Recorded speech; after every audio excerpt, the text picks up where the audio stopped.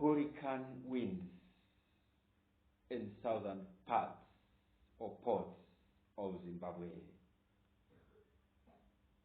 or peace lovers of Zimbabwe must pray.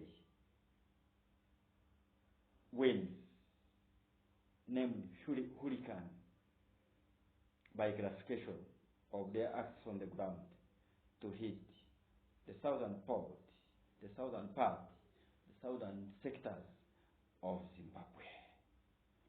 Please, please, you have intercessors. Include this prayer on your menu, says Moses.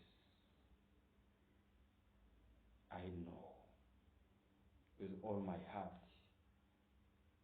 that God is our Savior, but this is coming. Thank you.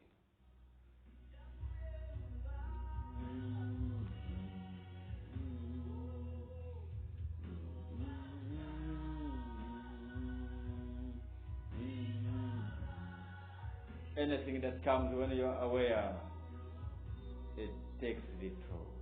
This is an awareness to that land.